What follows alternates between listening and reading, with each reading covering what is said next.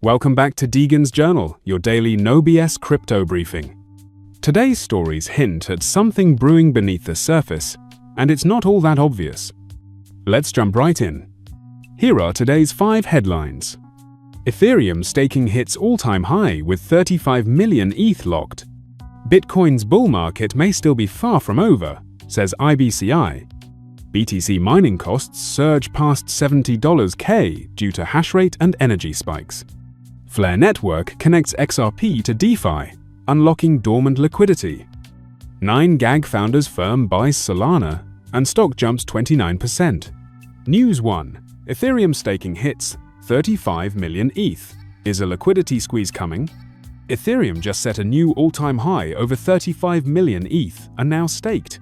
To put that into perspective, that's more than 28% of the entire ETH supply locked up, out of circulation. This isn't just some passive number. These coins are sitting in validator nodes under Ethereum's proof-of-stake consensus, generating passive income, but they can't be moved or sold freely. Not unless the user unstakes, which comes with a waiting period and can't be done impulsively. And that changes everything. It's a massive shift in the Ethereum economy, and it signals 2 key things. First, investor confidence. Staking ETH means you're betting on the long-term health of the network. You're not looking for a quick flip, you're locking your coins down for months, maybe years. And institutional players have been ramping up participation, especially after the Shapella upgrade made unstaking possible in 2023. Second, it's a liquidity crunch. With over a quarter of all ETH locked away, there's less available supply on exchanges. That's huge, especially when you combine it with rising demand in DeFi, NFTs, and tokenized real-world assets. We may be heading toward a supply shock, one that sneaks up on the market until prices start reacting violently upward. As more ETH gets staked and removed from circulation, upward pressure on price builds quietly. When demand suddenly spikes, boom, there's not enough ETH to go around. So here's the question for you. Are we sleepwalking into an Ethereum supply crunch, or is the market still too early to notice? News 2. Bitcoin's bull market is not over. Here's why. Despite what the headlines may say, this bull market isn't done yet. The latest update from the IBCI, that's the Bitcoin Cycle Indicator Index, for those keeping score paints a very different picture from what retail sentiment might suggest. This index isn't guessing. It combines deep on-chain metrics like MVRV, which measures how much profit holders are sitting on, Puel multiple, a metric tied to miner selling pressure, and others like dormancy flow, coin days destroyed, and realized cap trends, all of them blended into one signal that has historically called tops and bottoms with high accuracy. So what's the reading now? Neutral, nowhere near peak euphoria. In fact, it's sitting well below the 75% threshold that typically marks a market top. Why does that matter? Because the IBCI was flashing distribution back in late 2023, right before Bitcoin ran to $73K. Now, after that run and a healthy pullback, the index has cooled off. And that reset is usually bullish. It means the market still has fuel in the tank. Think of it like this. The car was speeding, tapped the brakes, but didn't stall. It's revving back up. And while BTC is trading above $107K today, none of the long-term cycle signals suggest we've hit the ceiling. That puts us at a critical inflection point. Either we consolidate here before the next leg up, or the market gets spooked by macro and we retest lower levels before bouncing back even stronger. Here's what's different this time. Spot ETFs are now live. Institutional inflows are steady. Miners are under pressure and might capitulate, and most of the supply is in strong hands. If history rhymes, this cooling-off period could be the launchpad for a run toward $150K or even $200K in the coming 12 to 18 months. The question is, are you positioned for the next wave, or still waiting for a better entry that may never come? News 3.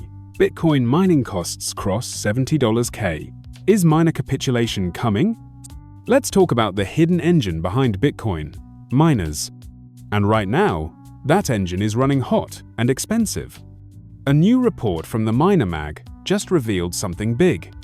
The median production cost to mine one single BTC has now crossed $70,000 in Q2.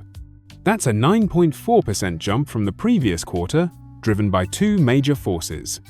Rising hash rate, which means more machines competing for the same rewards. Soaring energy prices, especially in key mining hubs like Texas and Kazakhstan. This isn't just a number, it's a pressure point. Because when the cost to mine creeps closer to the market price of Bitcoin in this case, around $107K margins start to compress. Large-scale industrial miners might be fine, they've got scale, better energy contracts, and access to capital. But for smaller, independent miners, this could be make or break. We may start to see a shakeout of inefficient operations, especially those still using outdated hardware or paying premium electricity rates. What happens next? Some miners may shut down temporarily to avoid losses. Others may be forced to sell their BTC holdings to cover costs. Hash rate could stabilize or drop slightly, relieving difficulty. And longer term, this reduces sell pressure on the open market. Here's the twist. Every time mining costs spike, it eventually adds to BTC's scarcity. Because fewer miners means less BTC being dumped, and reduced hash rate means lower block production speeds, especially after a halving. So yes, the cost of mining is going up. But in the grand scheme, it may be laying the groundwork for Bitcoin's next supply-side squeeze. And remember, production cost often acts as a price floor in bull cycles. Are we watching the next one form in real time? News 4. XRP finally enters DeFi through Flare. Here's what it unlocks. For years, XRP was the outsider in the world of DeFi. Despite having one of the largest market caps in crypto, it simply couldn't play. Why? Because the XRP ledger, XRPL, wasn't built for smart contracts. It's fast, yes. Cheap, yes. But programmable? Not really. Until now. Thanks to Flare Network, that wall is being torn down. Flare acts as a bridge layer that enables non-Turing complete assets like XRP to enter the DeFi universe through wrapped versions. One key innovation is FXRP, a fully collateralized synthetic representation of XRP. This wrapped token can be used in DeFi apps, liquidity pools, lending platforms, yield farms, the works. And here's why this matters. XRP holders now have a new use case beyond just holding or transferring. Dormant liquidity worth billions can now be unlocked. Flare's ecosystem benefits from an instant user base and deep capital pools. The broader DeFi space gains another high-cap asset to build on.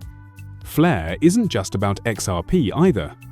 It's a Layer 1 blockchain designed for data-intensive cross-chain applications. And it's betting big on F-Assets, its native system to wrap non-smart contract tokens like Doge, BTC, and LTC. This could mark a turning point for XRP's utility narrative. No longer just a remittance token stuck in the old cycle, it's finally stepping into programmable finance. So the question now is, will XRP's move into DeFi attract new capital and developers? Or is it too little, too late, compared to giants like Ethereum and Solana? Only time and usage will tell. News 5. MemeStrategy buys Solana. Is institutional FOMO back? What happens when one of the internet's biggest meme moguls throws his weight behind crypto? Apparently, a 29% stock pump. That's exactly what went down with MemeStrategy, the tech investment firm founded by the creator of 9gag. Yes, the viral meme platform that helps shape internet culture. Just days ago, MemeStrategy made headlines as the first publicly traded company in Hong Kong to buy Solana for its treasury. The move? A $368,820 purchase of 2,440 SOL tokens, executed at an average price of around $151.7. But this wasn't just a buy and hold. The company immediately announced it would stake those tokens, reinforcing Solana's proof-of-stake architecture and earning validator rewards in return. It's not just about price exposure, it's about participating in the network. And the market? It responded fast. MemeStrategy's stock jumped 28.5% right after the announcement, a clear signal that investors are paying close attention to crypto treasury plays once again. But let's pause for a second. Why Solana? In their own words, MemeStrategy's board believes Solana is crucial to two major trends: real-world asset, RWA, tokenization, bringing things like real estate, stocks, or bonds onto the blockchain with instant liquidity and 24/7 markets, AI-powered Web3 infrastructure, smart contracts that interact with dynamic data, AI agents, and on-chain automation, and Solana has the tech to back that up. High throughput, 65K plus TPS, low fees, an increasingly rich developer ecosystem, and expanding institutional integrations, Visa, Shopify, MakerDAO. MemeStrategy sees Solana not just as an Alt L1 but as a core layer of the next-generation internet. And their move comes at a time when other institutional players from Franklin Templeton to Van Eck are also turning their eyes toward SOL. So what are we really looking at here? A public company betting early on Solana, a signal that meme culture plus capital markets are starting to merge, and maybe the beginning of a new wave of treasury diversification into non-BTC assets. It's worth remembering, the last time a company bought Bitcoin for its balance sheet, it triggered a domino effect that pulled dozens of institutions into the space. Could Solana be next? Degens, what would you stack in your corporate treasury? SOL, ETH, or some Degen gem? Let us know down there. So what's your take? Are we gearing up for another bull wave? Or is the market cooling off before the next move? Drop your thoughts in the comments with the keyword staking. If this update gave you value, hit that like button, subscribe, and turn on the bell. We drop alpha daily, so don't miss it. This was Degens Journal. See you in the next one.